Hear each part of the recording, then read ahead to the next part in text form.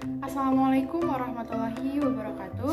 Halo semua, perkenalkan nama saya Melia Pratiwi dengan NIM 6661249 semester 3 Administrasi Publik dari Universitas Sultan Ageng Tirtayasa.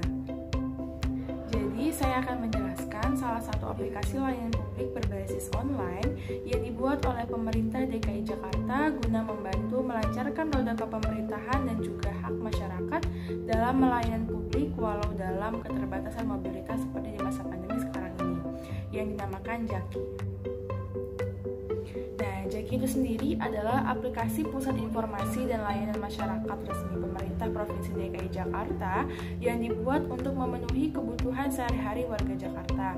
Fitur-fitur yang disediakan di JAKI ini merefleksikan citizen design service dengan memadukan fitur layanan yang dibuat oleh maupun masyarakat.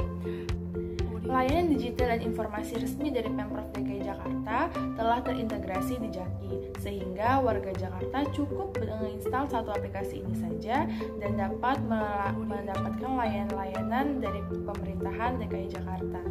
Nah, adapun fitur-fitur yang ada pada JAKI ini diantaranya JAK Lapor, JAK Warta, JAK Pangan, JAK Survei, JAK ISPU, JAK Penda, JAK Respons, JAK Wifi, JAK Pantau, dan JAK Siaga.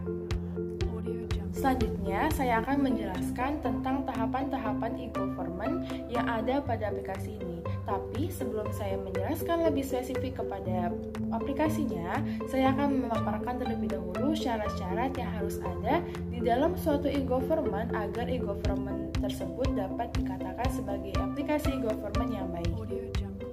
Yaitu pada tahapan-tahapan dalam e-government. Yang pertama yaitu tahap informasi, yang dimana e-government yang baik harus adanya FAQ atau Frequently Asking Question, dan yang kedua harus adanya English version dalam aplikasi tersebut. Yang ketiga, diupdate maksimal 2 minggu sekali, dan apabila ada masalah-masalah baru yang terjadi harus langsung diberitahu. Dan yang keempat, adanya hypertext atau hyperlink, dan yang terakhir adanya kontak person atau seseorang yang dapat dihubungi apabila terjadi masalah. Lalu tahapan selanjutnya itu tahap transaksi, yang dimana pada tahap transaksi tersebut apabila e-gov tersebut dikatakan baik juga harus adanya fitur pembayaran atau transaksi via online. Dan selanjutnya ada tahap komunikasi, yang dimana e-government yang baik dapat dikatakan baik apabila dapat merespon komunikasi atau pesan yang dikirimkan oleh masyarakat maksimal 2 minggu ke depan, dan apabila melebihi dari waktu tersebut maka komunikasinya dinyatakan kurang baik. Lalu yang terakhir ada tahap metadata, yaitu tahap metadata borderless atau tanpa batas dengan semua e-gov di dalam maupun luar negeri. Jadi aplikasi e-government tersebut bisa diakses oleh semua negara maupun dalam maupun luar negeri. Nah, setelah saya memaparkan syarat-syarat tersebut, selanjutnya mari kita tinjau kepada aplikasi e-government JAKI ini. Nah, analisis tahapan pada aplikasi e-government JAKI ini yaitu Jakarta Kini. Pada tahap informasi, aplikasi ini memberikan informasi yang baik, yaitu dengan adanya FAQ atau Frequently Asking Question, sehingga pengakses dapat menanyakan berbagai hal yang bersangkutan dengan admin di aplikasi ini. Selain itu, aplikasi ini juga diupdate setiap hari, terlebih dalam pemberitahuan berita-berita terkini yang terjadi bukan hanya di daerah Jakarta saja, melainkan daerah sekitar dimanapun kita berada. Selain mengupdate data berita-berita terkini seputar permasalahan yang terjadi, di aplikasi e-gov ini juga memberikan informasi tentang harga pangan di daerah pengakses aplikasi. Jadi bukan hanya di daerah Jakarta saja. Dan juga aplikasi JAKI ini diupdate setiap harinya, terlebih dalam pemberitahuan berita-berita terkini yang terjadi bukan hanya di daerah DKI Jakarta, melainkan di daerah sekitar pengakses aplikasi. Dan juga adanya kontak person yang dapat dihubungi, yaitu dengan menghubungi email dki@jakarta.go.id. Lalu pada tahap transaksinya, pada tahap ini juga cukup baik, yang dimana pada aplikasi JAKI ini menyediakan fitur untuk pembayaran pajak online kendaraan atau bangunan, sehingga masyarakat dapat dengan mudah melakukan transaksi online dalam membayar pajak. Nah, apabila kita tinjau pada tahapan komunikasi, aplikasi ini juga pada tahapan komunikasinya juga berjalan dengan cukup baik, yang dimana respon dari admin kepada masyarakat yang mengeluhkan sesuatu direspon dengan cepat dengan hanya berjalan waktu 1 jam saja, sehingga keluhan-keluhan tersebut dapat segera mendapat tindak lanjut dari pemerintah yang terkait. Setelah saya menjelaskan tahapan-tahapan e-government, dan sekarang saya akan menjelaskan tentang fenomena digital divide. Nah, apa sih digital divide itu? Nah, digital divide itu merupakan fenomena gap internet atau teknologi seseorang atau golongan, yang dimana hal tersebut dipengaruhi oleh beberapa faktor. Yang pertama yaitu faktor politik, kedua agama, faktor sosial, budaya, ekonomi, usia, dan geografis.